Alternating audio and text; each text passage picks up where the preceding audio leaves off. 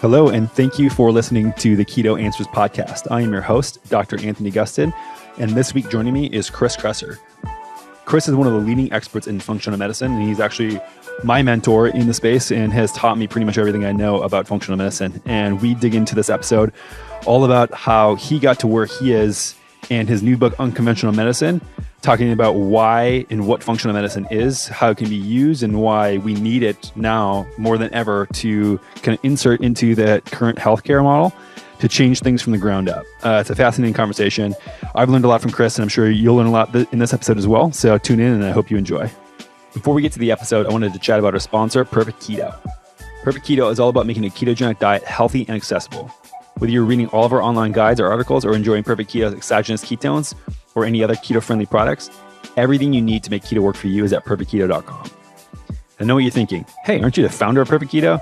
Yep, that's right. And all of my insanely high standards have been put into making each and every product. My background as a functional medicine clinician helps me craft the cleanest and healthiest possible products and best information about the ketogenic diet. Head on over to perfectketo.com to learn anything you need to know about the ketogenic diet. And if you've never tried any of our products before, feel free to use the code KETOPODCAST for 20% off your first order. With that being said, let's get into the show. Chris, thanks for being on the show, my man. Anthony, pleasure to be with you. So you're usually known as a very calm and cool and collected guy, but I've heard you get pretty fired up recently. So I figured I'd let you have the stage and vent it out a little bit. All right. I'm curious where you heard this. Well, I mean, just hearing you in some interviews and stuff, it seems like you're a little frustrated with the whole system and everything that's been going on with healthcare. I mean, that you've probably seen over your career. I mean, I've seen the same thing, and I've been pretty pissed off about it too. So yeah, I just wanted to chat about that a little bit. Yeah, my wife laughs when people say how mellow I am, because I think she gets to see the quiet intensity, perhaps. Yeah, I mean, it should get everybody fired up, really. I mean, it's a existential threat to humanity, chronic disease now. It's 1 in 2 Americans are affected by it. 1 in 4 have multiple chronic diseases. Our kids are expected to live shorter lifespans than we are as their parents for the first time in history. Things are really going in the wrong direction. Yeah. And it's interesting because it's like the proverbial frog in the boiling water. You know, the changes have happened relatively quickly on an evolutionary time scale, but not so quickly that they appear to us as dire as a problem like, climate change or something that's really like in our faces. So yeah, we need to do something about it in a hurry, but nothing is really happening. Right, and so I think that a lot of the problems now is that there's a kind of this chasm between what people understand as conventional medicine and things like functional medicine, which you're doing a very good job at. I think that you have a very succinct way to define this. Can you just, if people aren't clear on what functional medicine is, just go over that real quick? Yeah, so functional medicine is about addressing the root cause of disease. Whereas conventional medicine is really more about managing disease after it has already occurred and suppressing symptoms with drugs and surgery. So that's the problem. I mean, we're just trying to put Band-Aids on these chronic diseases and it's not working. With functional medicine, we're trying to prevent and reverse the diseases entirely. And that's our only hope of dealing with chronic disease.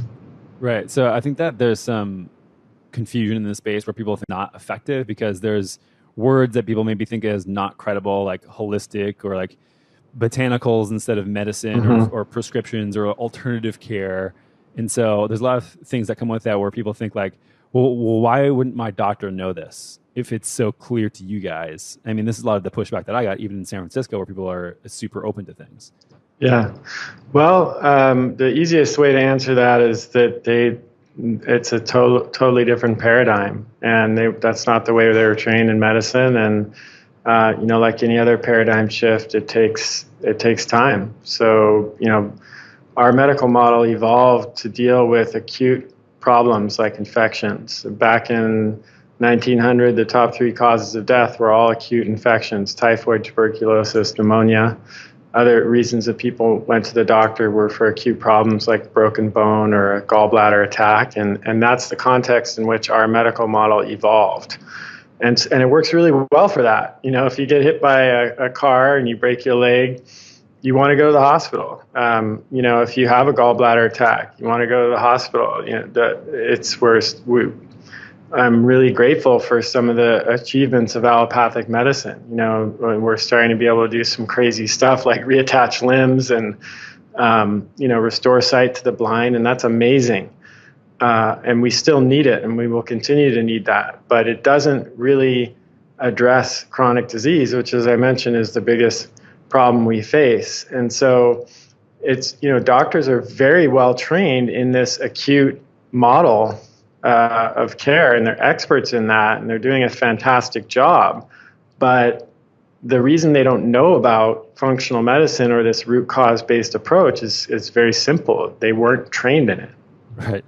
And so, was there a point where, obviously, you have some amazing stats in your most recent book, Unconventional Medicine. Like you said before, 1 in 2 people have chronic disease, 1 in 4 have multiple chronic diseases. 91% of prescriptions are for chronic disease. Chronic disease is responsible for 7 out of 10 deaths in the U.S.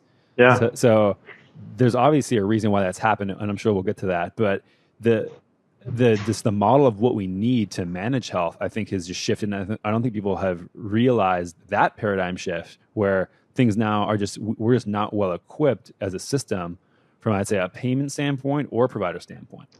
Not at all. Think of the way a hospital is set up. It's the ideal.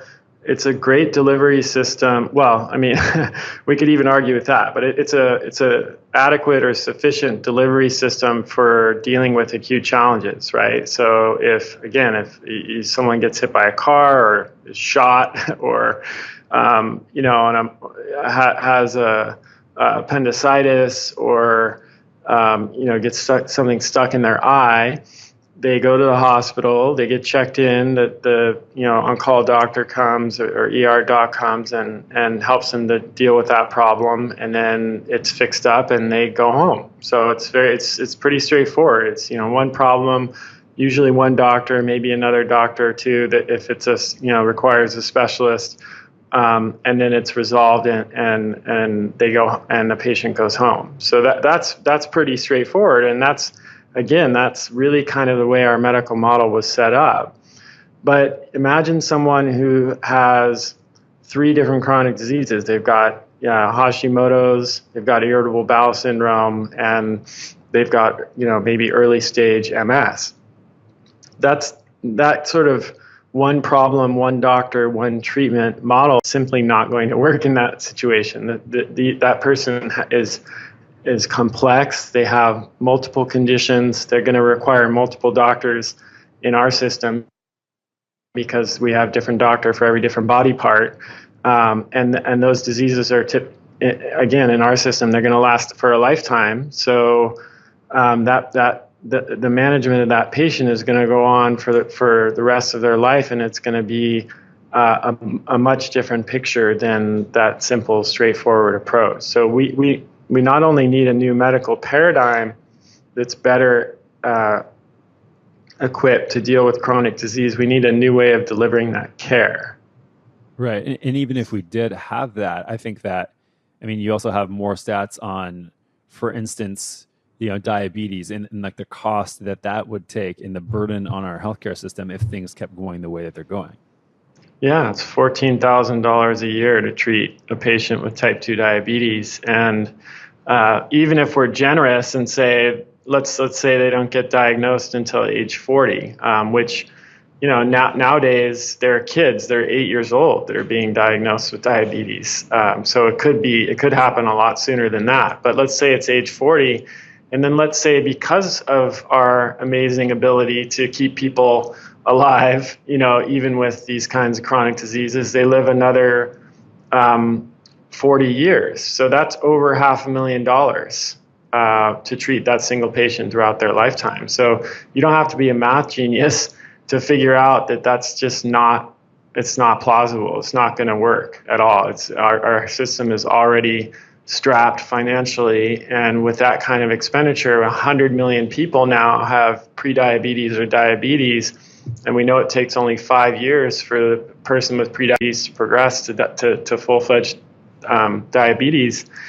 that's it. That's game over for our healthcare system, and potentially game over for the United States of America as it exists as an entity right now. 100 million people at minimum, probably 500K for the, like, if I wanted to calculate that in a calculator, I don't think I would have enough. No, you don't have, there's not enough zeros. Yeah, for sure. No. So that's why, when we started, I said this is an existential threat, because it actually, it's not just about our individual health, which is important. It's literally about the survival of our society and our government and our way of life. Yeah, and so this is diabetes. That was just one of these. That's one disease. Yeah. That's Yeah. one out of, like you said, 7 out of 10 of deaths in the U.S. are from chronic diseases, which are generally preventable.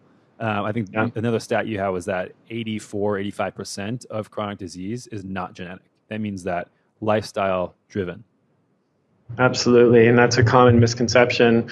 Back when we first sequenced the human genome, there was so much enthusiasm and excitement about how we were going to solve chronic disease, but it didn't really turn out that way. We know now that most of our risk of chronic disease comes not from our genes, but from the diet and lifestyle and behavior choices that we make on a day-to-day basis. Now, certainly our genes can kind of determine which chronic disease we're likely to develop. So if you take 10 people and you expose them to the same poor diet, poor sleep, lack of physical activity, chronic stress, maybe 1 or 2, 3, 4 of those people are going to get diabetes and become obese or overweight, and then eventually develop cardiovascular disease. You might have a couple people that develop, or 3 people develop autoimmune disease. You might have other people develop gastrointestinal issues or hypothyroidism. So that's, the genes make a contribution, of course, but they're not, without those environmental influences, those diseases wouldn't be developing in the first place. Right. And I think that you have a really good illustration with your training about it's kind of concentric circles of health and how conventional medicine versus functional medicine or more integrated model approaches health. Can you just briefly explain that? Yeah. So if you imagine a series of concentric circles, in the middle, the core is the relationship between these environmental factors and our genome and epigenome. Epigenome refers to the expression of our genes, which we know is very important. It's not just our genes, but it's how our genes express in real time.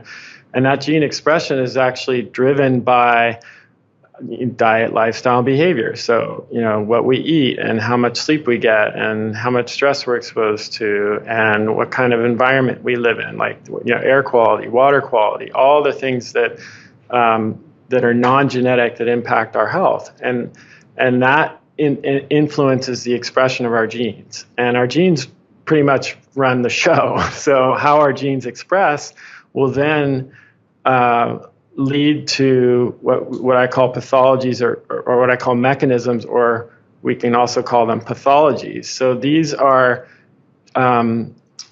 dysfunctions, basically. They're alterations in the normal function of the body. So that could include the insulin resistance, cells becoming resistant to insulin, or it could include overgrowth of bacteria in the small intestine, or it could include production of inflammatory cytokines, inflammation. So these things aren't, they're things gone awry in the body. So that's the next circle out. Then the next circle from there are diseases and syndromes. So this is what happens when you have these pathologies or mechanisms. They eventually lead to diseases or syndromes. So insulin resistance eventually leads to high blood sugar and diabetes. Or bacterial overgrowth in the small intestine eventually leads to what we call irritable bowel syndrome, or IBS, or inflammation. The production of inflammatory cytokines could lead to any number of chronic diseases. And then the last circle out, ring in the circle, is signs and symptoms. So symptoms are, of course, the subjective experience of a disease, or everything that came before in those concentric circles. And then signs are the objective, measurable aspects. So there could be like, high blood pressure, high blood sugar, or, something that the doctor can visibly observe. And so in the conventional model, they work from the outside in. So you go to the doctor, you say, I have, you sit down and they test your blood sugar and they say, or your blood pressure, and they say, oh, your blood pressure is high. So we're going to give you a drug to reduce that. But what's that really doing in this model? That's starting from the furthest out ring, the symptoms, and it's giving a drug to reduce that symptom. In functional medicine, we start from the outside in, and we or from the inside out. So we might do the same test to determine the signs and symptoms. We might run the same blood pressure test, but once we see that it's high, we'll go to the middle of the circle and we will say, what are the diet, lifestyle, and behavioral factors that are altering gene expression in a way that is leading to, high blood pressure and everything else that this patient is experiencing. And then we will address those things because we recognize that that is the core of the problem.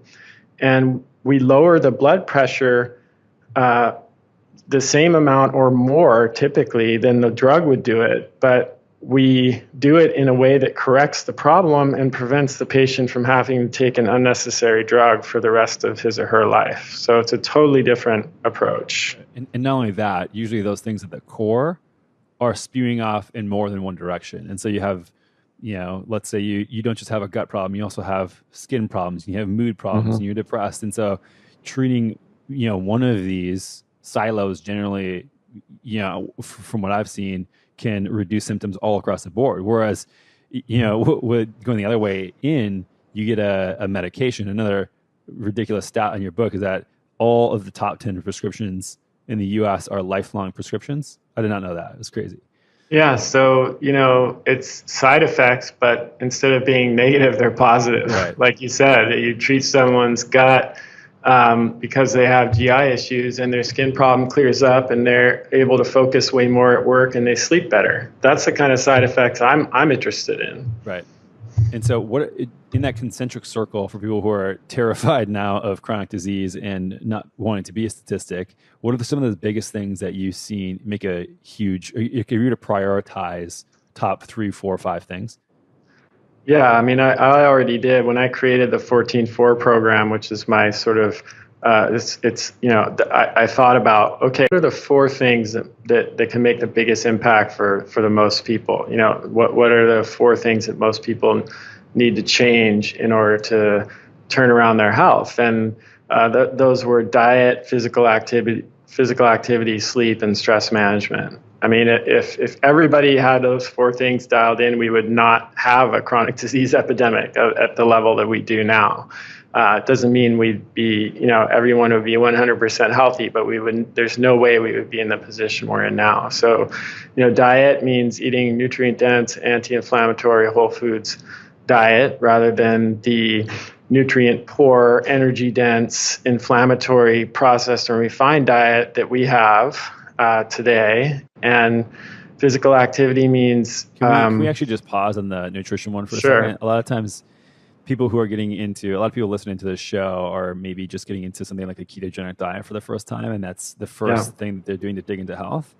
And I feel like sometimes when I interact with people who are doing that and trying to make good change, I feel like I have to go back to like 2008, 2009 when paleo was just becoming a thing and ancestral dieting was just becoming a thing, and people were really figuring out that it's not about if it fits your macros type of plan, which the ketogenic diet is, right. It's just an energy system and not a health plan, in my opinion, and doesn't necessarily promote health. It can be a useful tool, but only on a foundation of proper nutrition. Can you just briefly touch on why it's important to eat real food?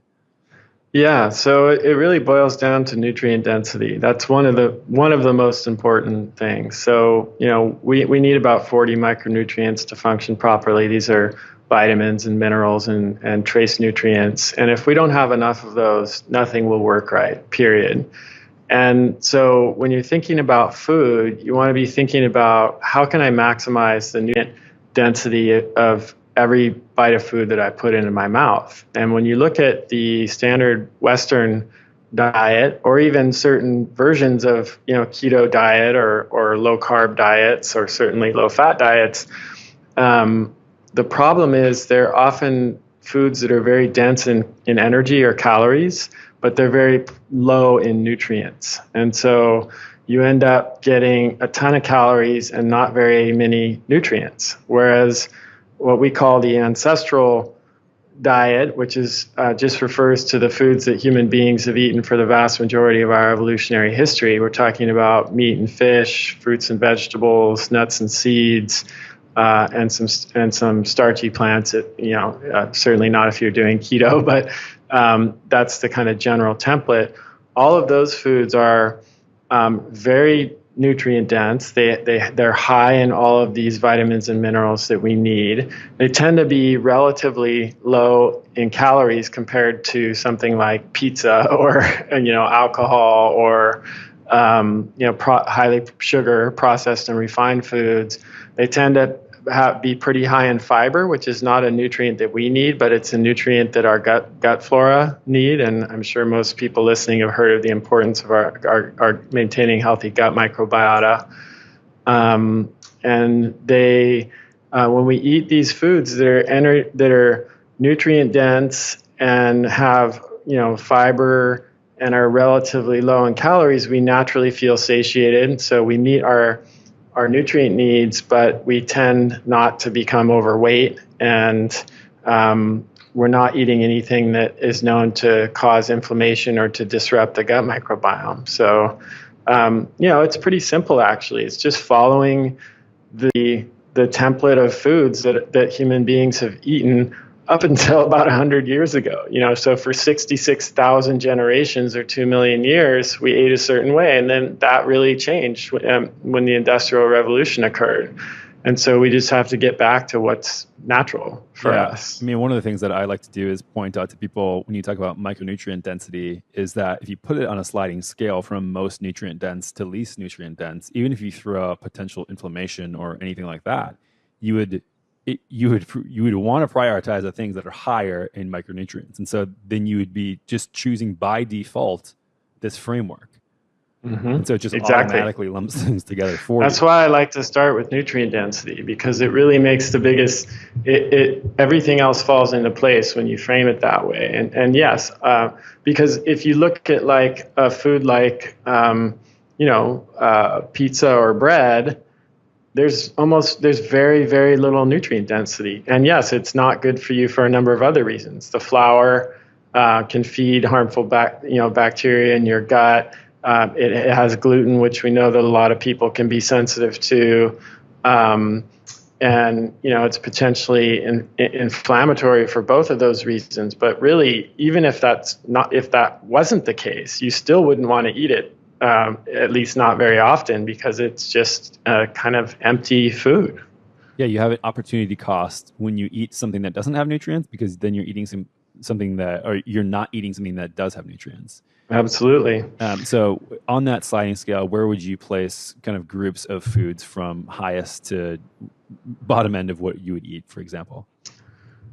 Organ meats are at the top of the list in terms of nutrient density. That's often a surprise to people because most of us these days don't grow up eating liver or heart or other organ meats. Most of our grandparents did, and many people around the world still do.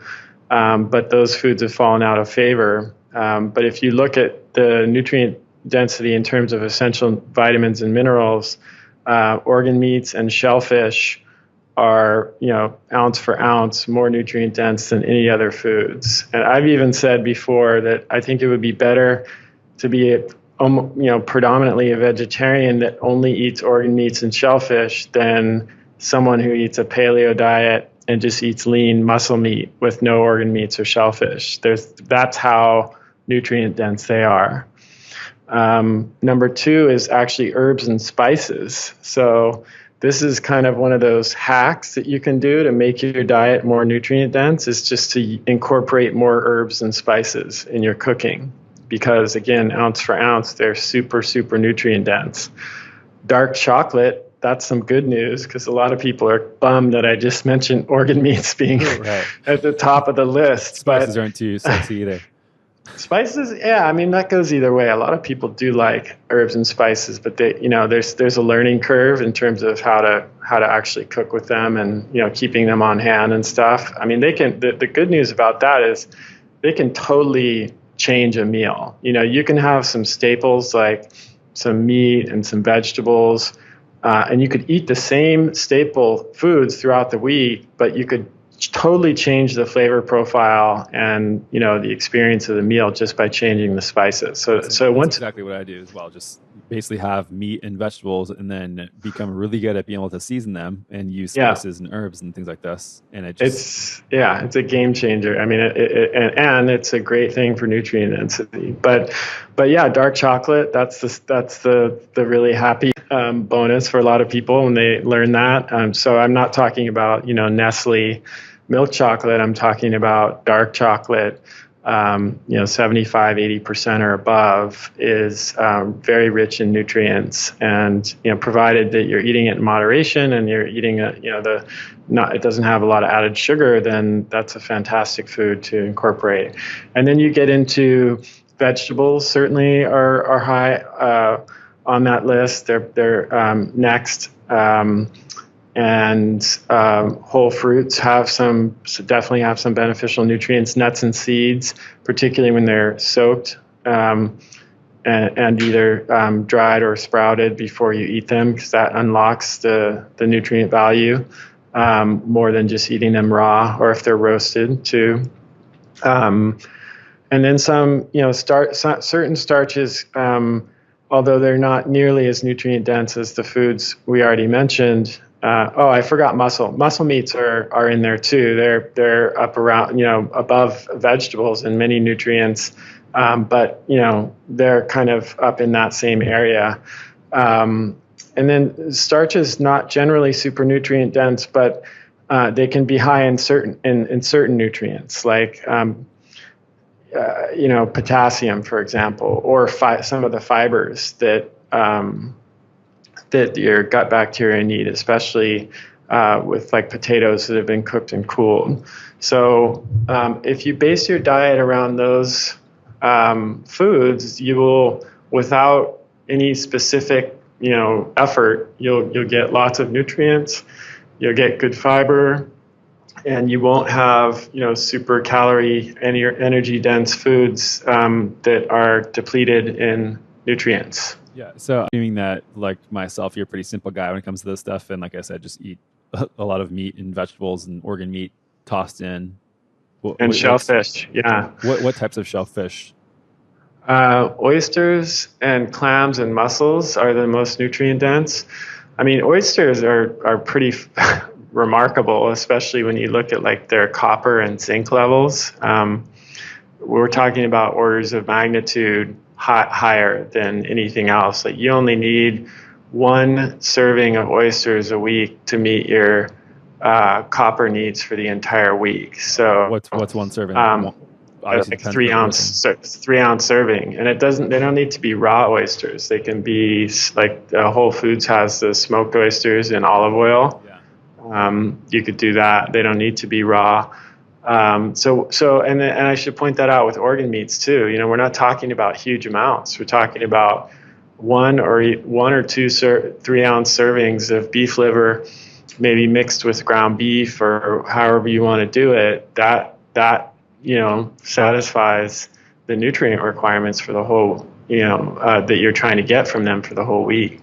Yeah, it doesn't have to be every single meal, and I think that's some misconception that people don't realize, that your body can store a lot of these things.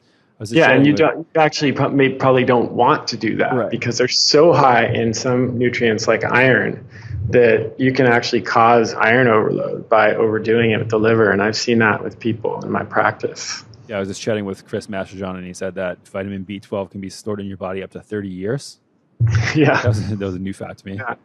Yeah, it's amazing because it's a water-soluble vitamin. It's not a fat-soluble vitamin. So it's kind of All right, let's move on to movement.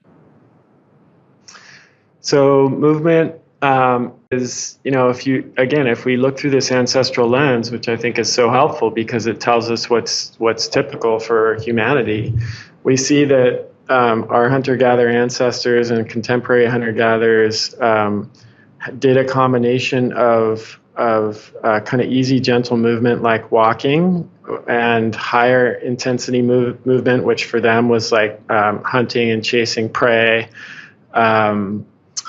And a little, they didn't have chairs, so they weren't sitting in chairs like we are, but of course they sat and rested. So that was their breakdown of movement. They walked, it varied, but you could say on average, hunter-gatherers typically walk around 10,000 steps a day, often more. Like the Tsimane in Bolivia, who were recently studied, walk 17,000 steps a day, so that's about 8 miles.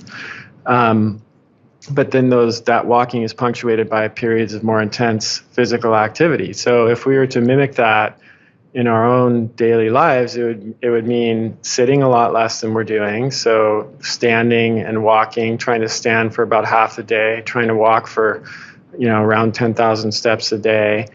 But then it would also mean exercising. Most guidelines suggest around 150 minutes a week of moderate intensity activity, and or doing higher intensity activity. So, and you mix and match. You could do some moderate intensity activity, some higher intensity activity, and then that occurs against the background of walking, standing, and maybe other low intensity activities like gardening or, cycling or even chores and how it counts. So it's just a question of becoming more active overall and less sedentary, and not just going to the gym 2 or 3 times a week. Yeah. People think that generally working out and moving is just for aesthetic reasons. And they think like maybe they're lean enough or they have no weight to lose or gain. But the thing is, like you were talking about all this nutrient density, I think of movement as essentially getting nutrients to tissues and taking away waste products from tissues. And if you're not doing that, your cells are basically just going to sit there and not have any in or out, which is not good. That's right. And so you need blood flow, you need movement, you need your lymph system to be pumping, you need your muscles to be squeezing, your joint surfaces to be lubricated. All these things are required for these nutrients to get in and the waste products to get out. And the food is way less impactful if you're not doing these things, in my opinion. Absolutely. And it's so far beyond just, aesthetics and getting your beach body. I mean, if you, especially when you look at like Alzheimer's disease, the one lever that will have the biggest impact on reducing the risk of Alzheimer's, even if you're genetically at risk, is exercise more than anything else. More than sugar consumption? As far as I've seen, It reduces the risk by over 50%, regular exercise. So we're talking about game-changing effects in terms of lifespan and quality of life and disease prevention. I mean, exercise has got to be at the top, right up there with diet. And I think physical activity is better than just saying exercise, because studies have shown that even if somebody goes to the gym, 3 times a week and gets the recommended amount of physical activity, they go to the gym for 45 minutes a week, they get a pretty good hard workout that 3 times a week. Okay, they're meeting the government recommended guidelines for physical activity for exercise. But studies have shown that if that person is sitting on their butt for the rest of the week, they're driving to work, and then they're getting to work, and they're sitting in a chair at the office all day, every day, they're still going to be at significantly increased risk of disease, even with getting the adequate amount of exercise. So you're an incredibly busy guy. How do you get it in? Because I know that's a big complaint that I always hear is I don't have time. Yeah, so it's really about setting up my environment and making sure that it supports adequate amounts of activity. So, we were chatting before we started. I ride my bike to, I have a couple different offices, and I ride my bike to both of them unless it's pouring rain. Sometimes I even do when it's pouring rain, depending on what the day looks like. And I live at the top of a very steep hill, so I get a good blood flow on the way back home. In particular, in one of my offices, I have a treadmill desk, so I actually walk, about half the time while I'm working. What work do you do when you do that? Because I tried that and I just could not focus. You need I a know. train or what? Yeah, I wrote my first book doing it. So I tracked it. I walked over 2,000 miles in the process of writing my first book. But I know people who have said the same thing. They're just not able to manage the typing. And so the way to do it then is anytime you take a call or have a meeting, you hop on the treadmill. Dan Party, that's how he likes to do it. So I often am on calls and I start like not like groaning, but I'm in like usually different like really weird positions or like on the floor moving around. You're like, what are you doing? Yeah. So then I have I have a WeWork office too, and I can't have a treadmill there because it's too loud. And so I have an under the desk elliptical. So it's like a little pedal, small pedal thing. You get them on Amazon. They're like $300. And so even when I'm sitting, I'm pedaling that elliptical. And I was talking to Dan Party about it, and he was saying how the research suggests that that's even more beneficial for cognitive function than walking, than the treadmill desk. So even when I'm working in the office, I'm moving. I have standing desks in both locations too. So if I don't feel like walking or I need to just stand and focus, I can do that. So I'm switching back and forth between walking, standing, sitting, and then I'm using the under desk elliptical. But even micro movements can be really important. So I have something called a motion board and a motion stool. So the motion board, when I'm standing at the standing desk, I stand on this board and it has like a little half circle under it, so that when you stand on the board, you have to constantly be doing these micro movements, to balance the board. Otherwise you'll fall off or it will just, clunk down on one side. And then I have a stool that has that too. At the very bottom of the stool is, instead of having like wheels or 3 legs, it's got just a half kind of circle, like a globe. And so when I'm on the stool, I have to always constantly be moving my body to balance it. And so there are studies that have shown that just doing those kinds of micro movements throughout the day can add up to a pretty significant caloric expenditure. And then I also, on top of that, depending on the day and where I am, my WeWork office is just a few blocks from the YMCA. So I go and swim at lunch time, or I might lift some weights. I also, in my home office, I have some straps that I hang from the door so I can do some body weight exercises. I have push-up bars to do push-ups. I also have some kettlebells, so I'll occasionally do some kettlebell training, and I'll intersperse that throughout the day. So even if I don't have time for like a dedicated hour for exercise, I'll step away from what I'm doing, and I can do some push-ups, I can do some pull-ups, I can do some kettlebell exercises. So I don't buy I don't have enough time excuse at all because what I just said doesn't really require any extra time, and it actually increases my productivity. So I get more done in less time anyways. Yeah, I never have any type of daily fatigue or focus loss whenever I keep moving. And one of the things that you said too that I want to touch on is just that you're not just at a standing desk. It's not just going from a seated position to a standing position. You said sitting, you said standing, you said this, all these different things, and just staying in motion is better than being stagnant in any one position. So having a standing desk and standing there isn't the solution. That's important. I know you know this, but just for your listeners, the studies have actually shown that standing it can be just as harmful as sitting. Yes, you go from a flexed low back position to a overextended low back position, and so from musculoskeletal pain, you see the same amount of incidence, and you have the same thing, no blood flow, and that's the biggest thing. So altering your position, and I mean, there's so many great solutions on the market now. Like, even if your boss is not cool with you getting a completely new setup, you can usually get something you put on top of your desk. And where there's a will, there's a way.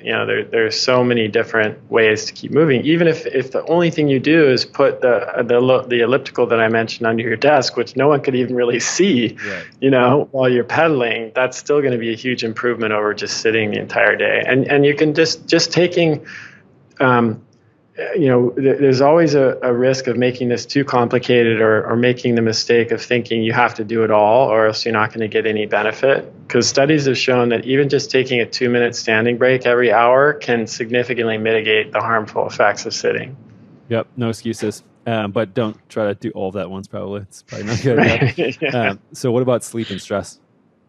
Oh man, sleep is. I'm glad to see so much attention to it recently because it really, I think, has emerged as, it's starting to get the attention that it really deserves. Most people who study obesity and weight and body fat regulation are in agreement that it's probably the number 2 factor beyond diet that determines our body weight, even more than exercise, which is really interesting.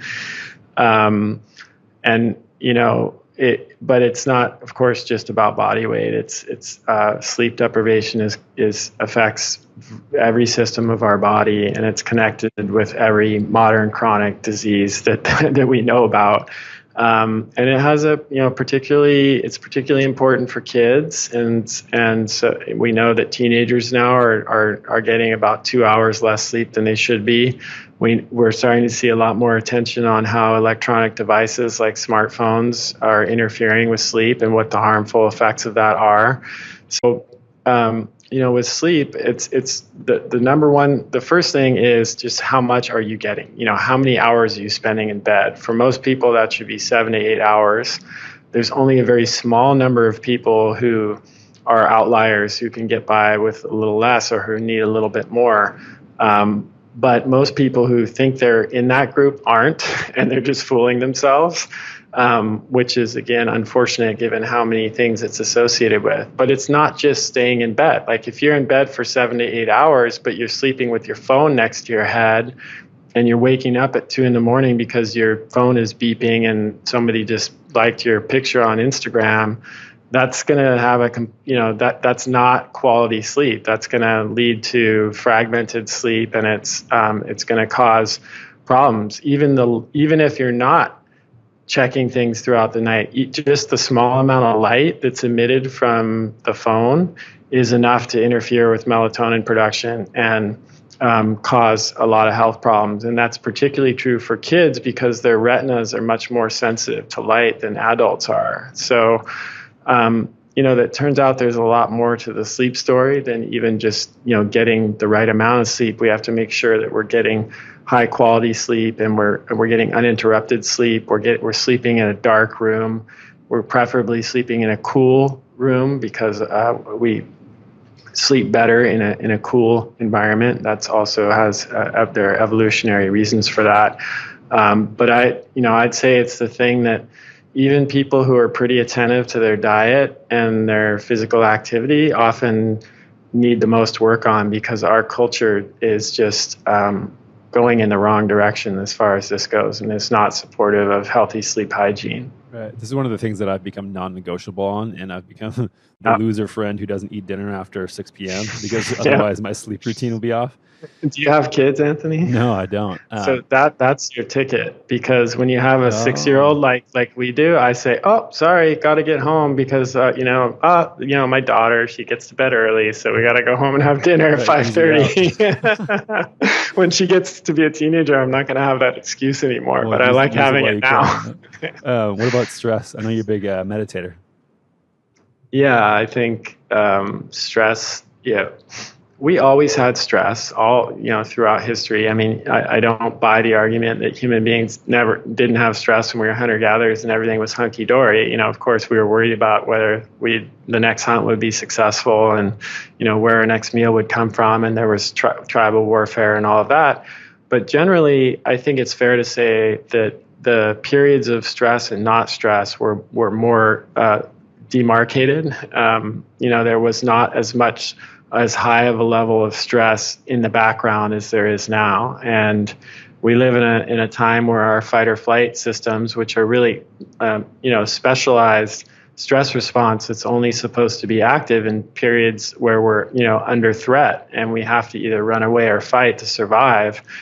That system is activated 24/7 for a lot of us in today's world. And I mentioned technology before. I really do think that is a big part of it. I'm increasingly concerned about the impacts of technology on our lives, and the stress component is really one of the biggest ones, because these are essentially interruption devices. And if you had to design a device that was guaranteed to make sure that we would never have any leisure or solitude or time just with our own thoughts, you would design a smartphone.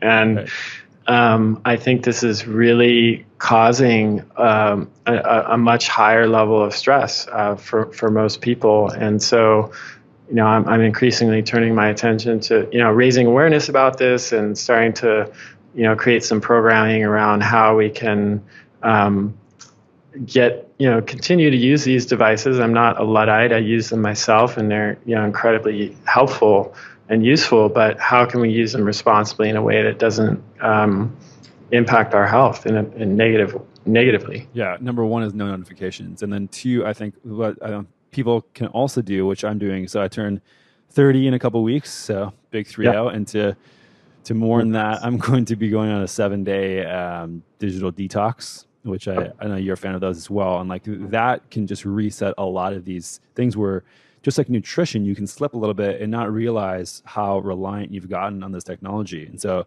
the first day or two on these little digital detoxes was just, I'm not going to go on the internet. I'm not going to go on my phone. I'm not going to go on my computer. They're actually really challenging. Like I feel an itch to check things and to do stuff. And it's just, that slips over time. And I think doing, once a quarter, if you can, once every year, I think it can be beneficial just to remind you as well. Yeah, I'll add a couple of things to that. I mean, we have a digital Sabbath on Sunday. So on Saturday night after dinner, we put all of our devices, phones, iPads, laptops, everything in a drawer. We shut them down. We turn off the Wi-Fi router, and for until Monday morning, we don't interact with technology at all. And I found we even. Like my daughter, we just did it last Sunday, and my daughter wanted to look up something on YouTube for her finger knitting project. We just said no. You can figure it out. And guess what? She figured it out. It was kind of amazing to watch. It was like, wow. I mean, this is one example of what technology does. Is it interferes with what's called the default mode, which is a mental state that. Where that we get into when our minds are wander and we're not engaged in some kind of cognitive activity, and this is where creativity and imagination happen. So this digital Sabbath is like my favorite thing in the world now. I feel in some ways like I'm on a drug. It's that notable to have no exposure to technology at all for like a 36-hour period. It's really a revelation, and I wish that everyone could have that experience on a regular basis, because it's really transformative. And that so that's something that we've been doing that I think can be really helpful. And then I would say another big one is just you mentioned no notifications, but just to expand on that a little bit, no notification. For me, I just do no notifications except for text messages, because I have a kid, and sometimes that I need to be available in case something comes up. But the phone is designed to, as I said, to interrupt us. Like, you have to remember that there is a team of thousands of engineers on the other side of your phone that their sole purpose is to steal your attention. For every app. Yeah. Because why? Because you are the product. You're not the customer. You're the product. So they want they sell your attention to their customers. That's how they make money.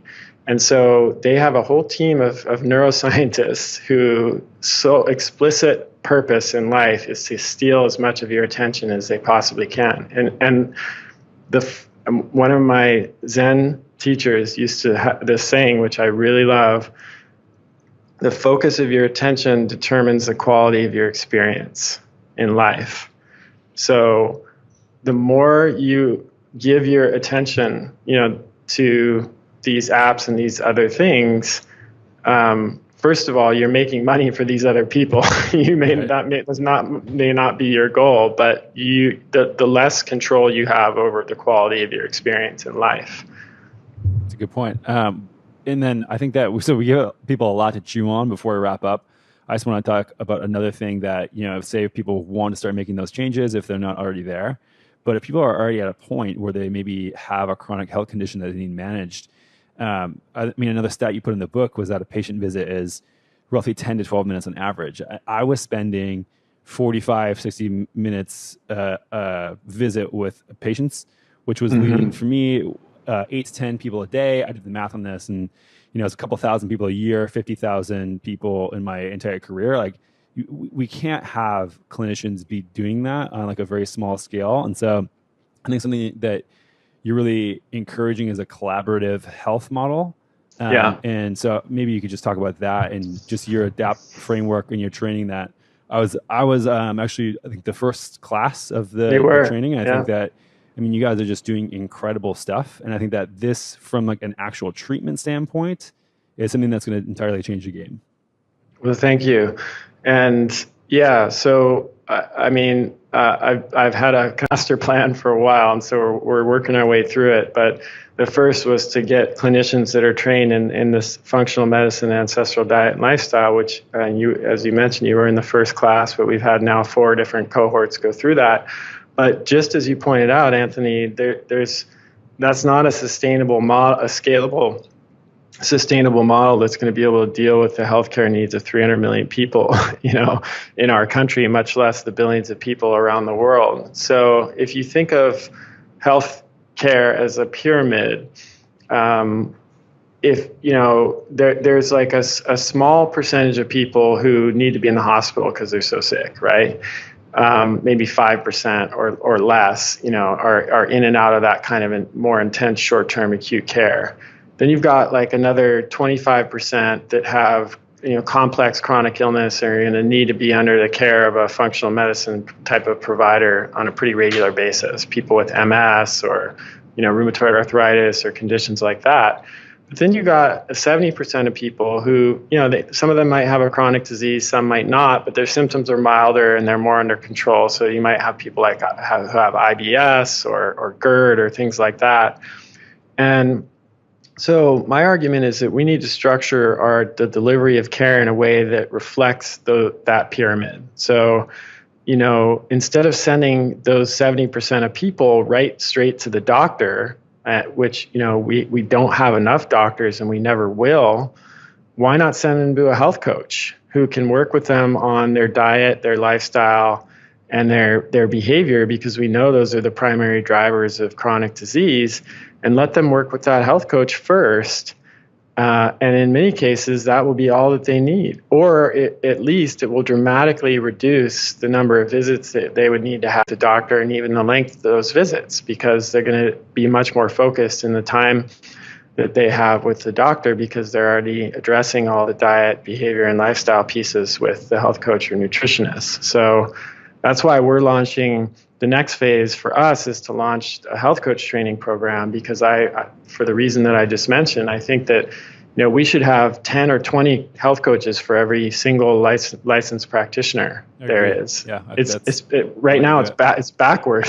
It's upside down, and so then you have like a big foundational layer of these health coaches and nutritionists, and then we can do that model that you mentioned with longer visits with the doctor, and especially if you include another layer in between that is like nurse practitioners and physician assistants and group visits, where you group people who have a similar condition or similar needs, and you can do get 6 or 8 of them together in a room with the nurse practitioner and can get most of the stuff that you need to get done that you would have otherwise had to do one-on-one with the doctor. So if we get creative, there are a lot of different ways we can accomplish these goals. Well, you guys are doing a hell of a job.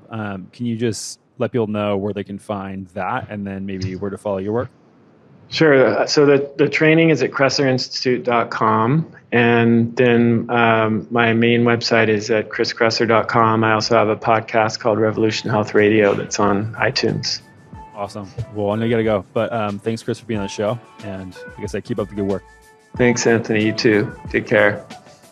All right, everyone. Thanks for listening to another episode of the Keto Answers podcast. I hope you enjoyed it. But even if you didn't, I would love a review. Just go over to iTunes, wherever you listen to your podcast, and pop in a review so we can get found by more people, get better guests, and have the information that you need. So please go to iTunes, wherever you listen to your podcast, and leave us a review. And if you're new to keto, head on over to perfect.com/podcast and enter your email for all our top tips and guides on getting started with the ketogenic diet. Thanks, and we'll see you next time.